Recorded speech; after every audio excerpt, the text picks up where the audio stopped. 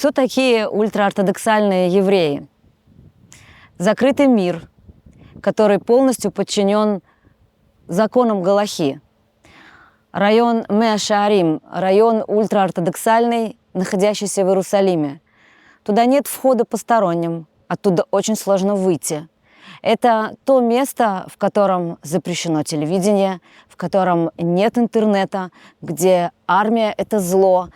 И все-таки есть те, кто выходит оттуда не из-за протеста, не из-за того, что хотят что-то доказать, а просто потому что хотят свободы и хотят любви. И понимают, что снаружи все-таки существует другой мир. Изи, наш сегодняшний герой, он вышел для того, чтобы любить, быть любимым. И сегодня он расскажет о своем мире сегодняшнем и прошлом. Меня зовут Изи, мне 31 год. Я живу в деревне Одем на голландских высотах. Я вырос и получил образование в ультраортодоксальном районе Иерусалима, в квартале Меа-Шаарим. Я вышел из ультраортодоксального общества, когда мне было 20 лет. И сегодня я чувствую себя свободным и счастливым человеком, свободной бабочкой, перелетающей с места на место. Давай поговорим о любви. Вау, любовь.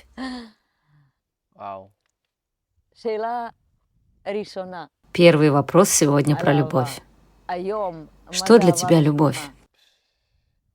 Поймала ты меня прямо в нужный день. Вчера я в 4-й раз закончил читать книгу «Искусство любить» Эриха Фрома. И я не уверен, что могу дать настолько точный ответ на вопрос, что для меня любовь, что такое любовь для меня сегодня. Но если надо сказать, то любовь сегодня — это, не знаю, она простая. Любить, не знаю, любовь к себе, любовь к другим. Жить в каком-то состоянии сознания любви. Когда спрашивают про любовь, то часто думают, любовь — это про отношения, правда? Всегда уводят в тему пары. Но когда меня спрашивают про любовь, я думаю в первую очередь о любви в целом. О том, чтобы быть в состоянии любви. Любить себя, любить природу, любить других. Сейчас ты говоришь, исходя из своего нынешнего образа жизни. Сегодня тебе сколько? Мне 31. 31. А как бы ты говорил об этом в 18 лет? Что думал тогда? Как бы ты ответил на этот вопрос, если бы тебе сейчас было 18? Я думаю, что единственная любовь, которую я знал в 18 лет, это любовь к Богу. Потому что каждый день в Криат Шма говорится: «И возлюби Господа, Бога твоего, всем сердцем твоим, всей душой твоей и всем, что у тебя есть». Это все, что я знал, любить Бога. Да, нет, даже в то время, когда я вожделел женщин, я не мог сказать, что люблю женщин. Слово «любить» — это слово, которого почти нет в ультраортодоксальном обществе. Я бы сказал скорее «разрешение любить». Что значит «ты любишь женщин»? Что значит ты любишь Бога? Ты любишь Бога и любишь еду. Может быть, еду, которую Он создал, вещи, которые Он сотворил. Эти вещи, ты не любишь их, а просто считаешь их красивыми. Вот деревья красивые. Ты любишь деревья? Не знаю. Деревья красивые. Нет вот этого места для любви. Это не что-то очень распространенное. Впитываешь ли ты это с детства? Например, вспомни себя в 10 лет. Как тебя учили, что есть вот такая любовь, любовь к Богу? И как тебя учили контролировать желания? В том месте, где я вырос, с самого момента, как я себя помню, все было очень четко. Есть строгие правила, что можно, что нельзя, что правильно, что неправильно. Все абсолютно ясно. Я помню, что уже в 3 года, когда мне сделали пейсы, стрижку, я знал, что светские так не делают, что светский ребенок в возрасте 3-4 лет, когда он чуть подрастает, идет, подстригается, и у него, я помню, как я сразу видел таких детей таким с грибком, с стрижкой в форме шапочки и прямо завидовал им, думал: вау, я тоже хочу такую классную, красивую стрижку. Но такой возможности просто нет. Это не что-то, на что ты можешь просто посмотреть и все. Это как если бы я увидел собаку с хвостом и сказал: вау, я тоже хочу хвост. Ну да, ну ты же человек. Ну вот так же и здесь. Так было с тех пор, как я себя помню, с 3-4 лет. И дальше все время есть законы, все время указания, что можно, что нельзя. Ты просто растешь в этом, ну, можно сказать, как в тюрьме. И все очень понятно, что можно и что нельзя. Есть разрешенное время, есть запрещенное. Что значит «тебе хочется еще»? Нет, просто нет. Нет такой опции. Все очень четко, что можно, что нельзя. А когда ты почувствовал, что это не твой путь, и ты не принадлежишь к нему? Впервые я почувствовал, что я не принадлежу этому, в 14 лет. Тогда я учился в Ешиве. Это был мой первый год там. Получилось так, что я учился очень-очень много, буквально с утра до ночи, даже слишком. С 6 утра до 10 вечера я учился в синагоге. Это было прямо иудаизм. Да, Тора, много Торы, я переборщил. Учился настолько много, что больше просто не мог. У меня не было сил. И уже на 2-м году в Ешиве я сказал маме, что я остаюсь дома, и что я больше не могу ходить в Ешиву. И тогда вдруг я начал больше смотреть наружу. Начал смотреть, видеть мир, чуть-чуть, понемногу. Ну, так, приоткрывать глаза. Ты не в Ешиве, ты не учишься. Начинаешь думать. Я начал думать и сказал себе: вау, погоди, у меня всегда было что-то с тягой к эстетике. Я хотел красивее одеваться, хотел подстричься лучше. У меня появлялись разные вопросы к самой концепции, к философии. Вдруг у меня появилось время подумать. И я понял: постой, я не так уж и близок к этому. Здесь слишком много вещей, с которыми я не могу себя связать. И вот там, в 14 лет, я впервые почувствовал, что что-то здесь не работает. Что-то не работает для меня. То есть ли у детей, которые ходят в школу, возможность просто не прийти 1 год и решить, что они уже и так слишком много знают, что им достаточно?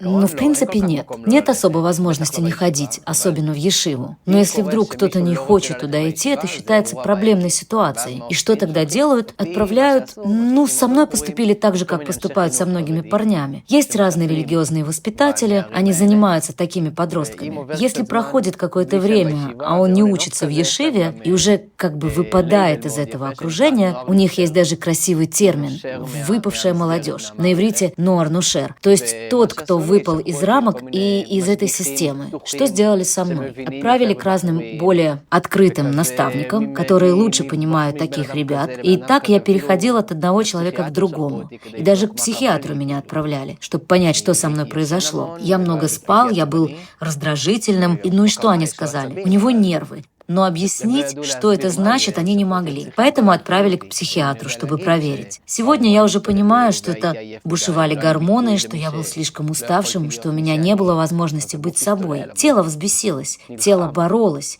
Хотя тело не боролось, это я боролся с ним. Тело сигналило и говорило мне: что-то не так. Только оно не говорило по-английски, оно английского не знало.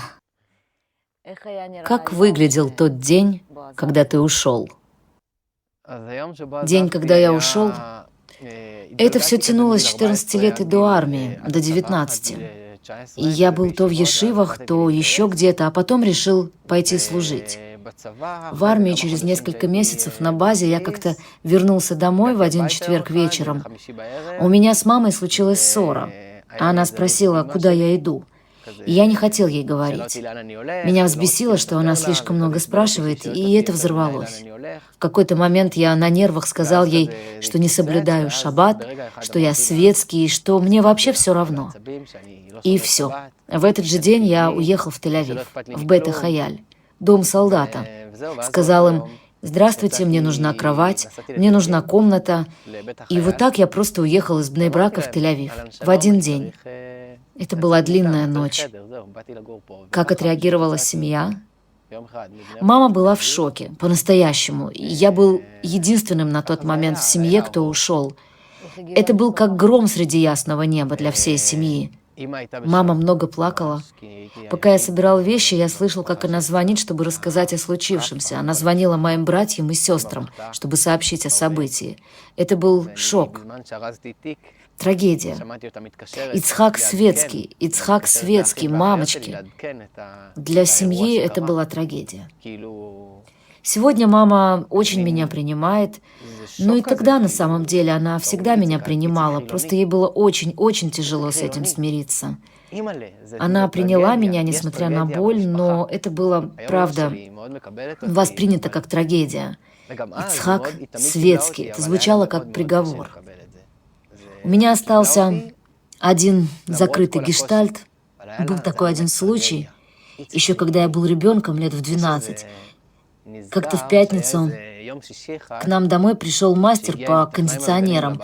Мама была занята приготовлениями, и вся кухня в разгаре, халы уже готовы. И этот мастер был светским парнем, в джинсах, с волосами уложенными ежиком. Тогда это было модно. И мама дала ему халу, так трогательно, с волнением, чтобы поддержать его. И вдруг в тот день, когда я уехал, я почувствовал, что я этот светский парень, я ее сын. Это было очень сильное ощущение. После того, как ты ушел, ты начал новую жизнь. Что в светской жизни оказалось для тебя самым трудным? Я думаю, что самое трудное для меня были культурные различия, разрыв между мирами. Я не знал социальных кодов, не понимал, как себя вести, особенно с женщинами. Думаю, это было для меня самым сложным. Все время я чувствовал, что умею говорить, могу вести беседу, могу легко общаться, и все нормально. Но когда дело доходило до женщины, ведь все это столько лет было абсолютно запрещено. Женщина была объектом, о котором мне даже нельзя было думать, нельзя было смотреть на нее. И вдруг я должен просто непринужденно с ней разговаривать, а потом, может быть, еще дотронуться до нее, поцеловать ее, заняться с ней любовью. Как, черт возьми, я должен сделать такой резкий переход? Как это вообще работает? Эти культурные различия, это было как, не знаю, как вдруг попытаться начать общаться с бегемотом. Ты просто не понимаешь, как.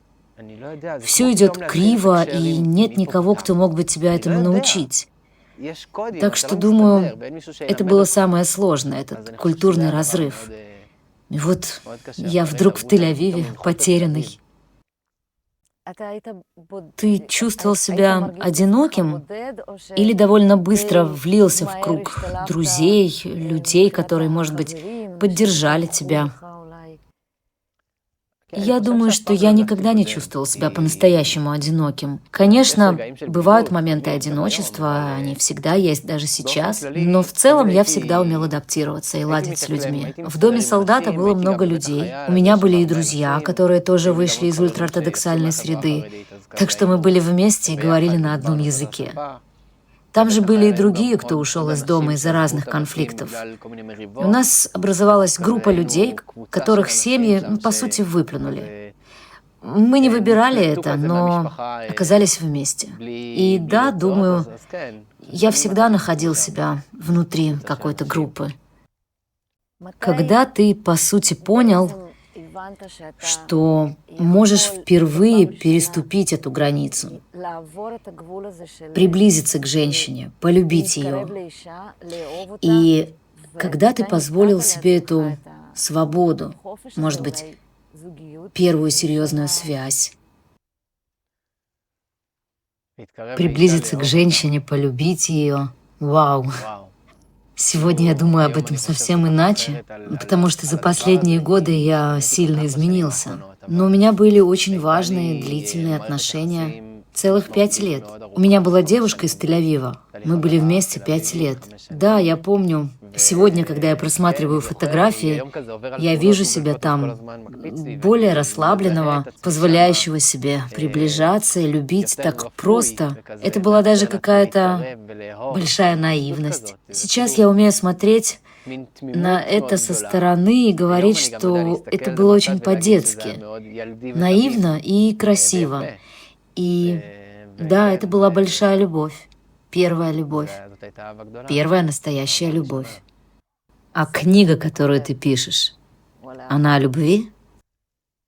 Она о любви, о влечении, о женщинах. Говорит именно об этом, о границе между любовью и страстью. И о том месте, которое я бы назвал «случайная любовь». Ты вначале спросила меня, что я думаю о любви. Так вот, сегодня я думаю, что любовь в мелочах, в простых вещах. Мы привыкли считать, что любовь — это когда мы готовы перевернуть весь мир ради другого человека. Но я думаю, что любовь — это и просто подарить кому-то улыбку, но настоящую. Сказать «доброе утро», но так, чтобы это было от всего сердца, с чувством любви. Потому что в этот момент ты любишь этого человека и хочешь сделать для него утро добрым. Книга, о которой я говорю, как раз занимается этим вопросом, границей между влечением к женщинам, сексуальностью и любовью. И я хочу донести послание, что даже если это влечение, по сути, это тоже является любовью. Когда мы хотим любовью заниматься между двумя телами, это самое прекрасное и удивительное, что может происходить. И даже если это происходит только на одну ночь или на пару часов, это все равно может быть настоящей любовью. Пусть там нет всех этих компонентов ответственности, обязательств и прочего. Любовь проста. Это то, что я хочу понять для себя и передать другим. Сейчас это очень сильная точка в моей жизни. Ты прошел такой путь. И то, что ты сейчас говоришь, это, по сути, то, что тебя ведет. Ты пишешь книгу. Твоя цель, чтобы ее прочитали. Теперь ты знаешь и другую сторону. Там остались такие же, как ты, 20-летние, например, и они не могут прочитать эту книгу. Верно. Это моя мечта. И я не могу сделать так, чтобы написать книгу специально для учеников Ешивы и занести ее туда. Но я все время думаю о тех парнях, которые на грани, еще не здесь, но уже не там. Если моя книга попадет к ним в руки, а сегодня в эпоху интернета это проще, ведь есть цифровой формат. Если они ее прочитают, я уверен, что будут чувствовать себя гораздо менее одинокими, менее странными, гораздо менее больными и, может быть, гораздо менее извращенными. И если она попадет хотя бы к одному парню, которому не придется приходить такой долгий, изнуряющий, совершенно ненужный путь в теме сексуальности и любви, это будет и моя награда.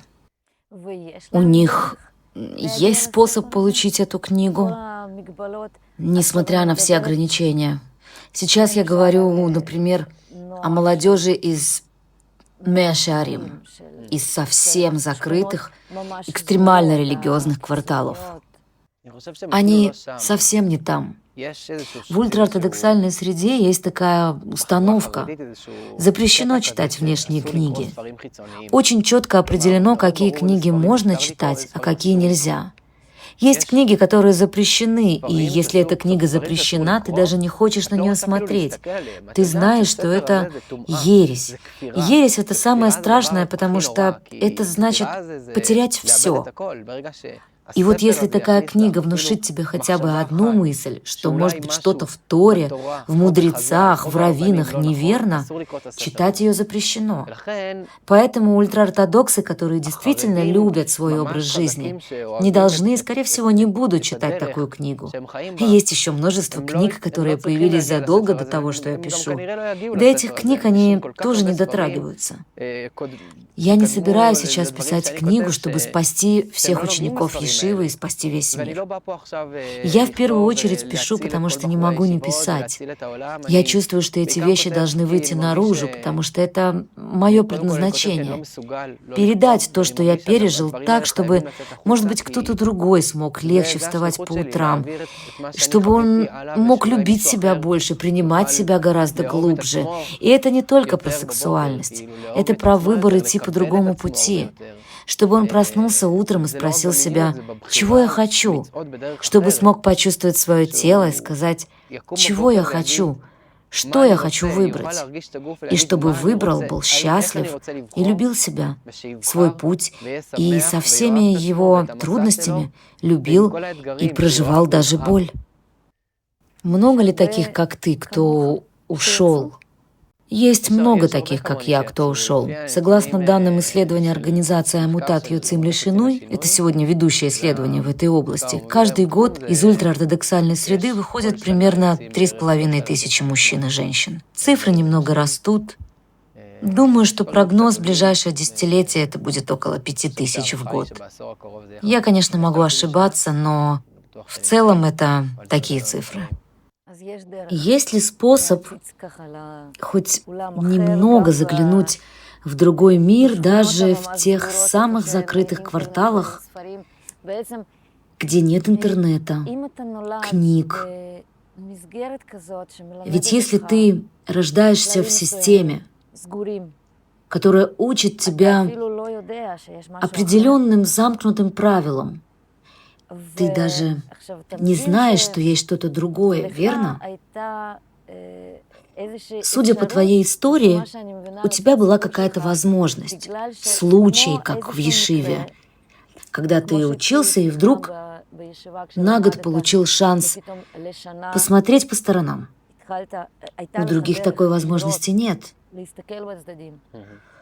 У тебя была возможность чуть притормозить, оглядеться, и тогда ты нашел себя. А другие, может быть, это просто их любовь, их путь. Они никогда не узнают, что, может быть, есть как-то иначе. И им там хорошо. Им действительно хорошо.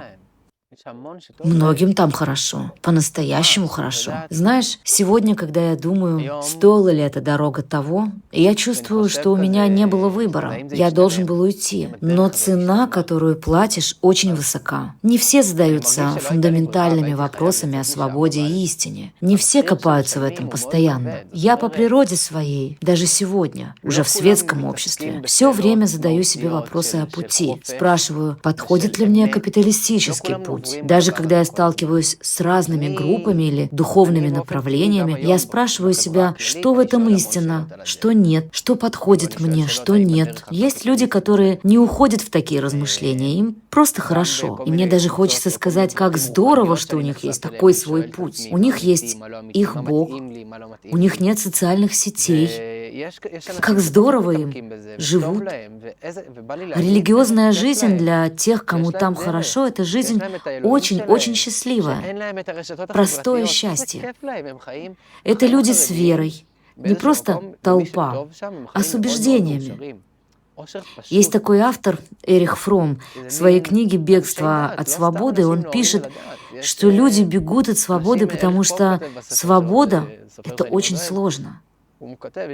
Так пусть им будет хорошо, но пусть будет по-настоящему хорошо, чтобы они могли выбирать, не просто говорили, что им хорошо. Есть исследования, которые показывают, что уровень субъективного благополучия, well-being, в ультраортодоксальном обществе, он выше. Но я не знаю, действительно ли он выше, или это просто их способ отвечать, потому что они привыкли отчитываться в соответствии с ожиданиями. Я искренне желаю, чтобы тем, кто там остался, было по-настоящему хорошо, а тем, кому там плохо, чтобы они выбрали жить по-другому. Как ты смотришь на религию сегодня? Как человек, который теперь снаружи, и как тот, кто знает, как там растят и как воспитывают детей. Может ли быть какой-то путь, который, с одной стороны, тоже религиозный, может, даже ультраортодоксальный, но без такой замкнутости? Ой, у меня, знаешь, есть, даже не знаю, просто есть проблема не только с ультраортодоксальным образом жизни, но и с самой Торой, которой все поклоняются. Мне очень тяжело с этим, потому что Бог там — это Бог злой, очень раздраженный. В Торе есть 2 главы, в которых записаны проклятия. И там Бог говорит: если ты не будешь слушать и не будешь делать то, что я говорю тебе делать, я тебя побью, я тебя накажу. И эти проклятия очень, очень тяжелые. Например, одно из них: «И будут сыновья твои и дочери твои отданы другому народу, и не будет избавителя». И это ведь то, что мы сегодня чувствуем, когда у нас есть заложники в Газе, и ощущение, что выхода нет, нет решения этой проблемы, нет избавителя. Это написано в Торе. Бог проклинает нас, что если мы не будем делать то, что Он велит, Он накажет нас такими наказаниями. И тогда я спрашиваю себя, как вообще могу быть я оптимистом и верить, что такой Бог будет добрым? Как можно воспитывать по этой Торе? Это очень тяжело. И с этой дорогой, и с тем, что в ультраортодоксальном обществе все это возводит в святость, весь этот принцип награды и наказания, он очень силен. И не только у ультраортодоксов, вообще. Каждое утро в Крият Шма мы тоже произносим проклятие. Благословение и проклятие — это, по сути, немного насильственные отношения. Я чувствую это как отношения, где Бог говорит: «Я люблю вас, а наказание — это для вашего же блага». Но это как мужчина, который бьет жену и говорит: «Я делаю это, потому что знаю, что так будет лучше для тебя». А она отвечает: «Да, да, люби меня». Это форма подавления. Мне очень трудно принимать подавление. Я могу близко принимать только те религии, которые проповедуют любовь. Любовь. Если религия говорит о любви, я готов быть самым преданным. Потому что любовь, в ней невозможно ошибиться. Если идти дорогой любви, если практиковать эмпатию, сострадание, любовь и отдачу, мы защищены. Тут нельзя запутаться. Это лучший компас. Вот таким ультраортодоксом в любви я готов быть. Какие у тебя сегодня отношения с Богом, с духовностью, с верой? Тот Бог, с которым я вырос, все, его нет. Он умер. Иногда я по нему скучаю, но его больше нет. В последние годы я нахожусь в таком периоде, когда очень сильно чувствую связь с духовностью. Могу найти себя в ней. Буквально несколько дней назад я сидел здесь и просил у Великого Духа направить меня по верному пути. И я чувствую с этим связь. Я благодарю солнце. Я могу молиться природе. Можно застать меня обнимающим дерево. Из настоящей любви к природе. Из чувства связи через музыку, через транс. Для меня это и есть духовность. Бог природы и музыки. Вот это возвышенные вещи, которые мы ощущаем в теле и не можем объяснить, что именно мы там чувствуем. Это магия. Увидеть безумно красивую гору. Магия — посмотреть на дерево и сказать: «Вау, какое офигенное дерево». Вот это и есть Бог для меня. И да, это мое сегодняшнее соединение с Духом. Настоящее, живое. Последний вопрос. Если бы ты увидел мальчика или девочку и знал, что они уже идут в направлении твоего пути, но пока не решаются, и у тебя была бы возможность шепнуть им что-то. Вау! Это даже вызывает у меня слезы, хотя такое со мной редко бывает. Думаю, я прошептал бы ему: люби себя на каждом шаге своего нового пути. Просто выбирай. Люби себя. Доверяй дороге, слушай сердце. Я бы дал ему такое большое-большое объятие, огромное объятие, и пожелал бы счастливого пути. Сказал бы: удачи, удачи, take it easy. В конце, наверное, вот так. Спасибо. Большое спасибо.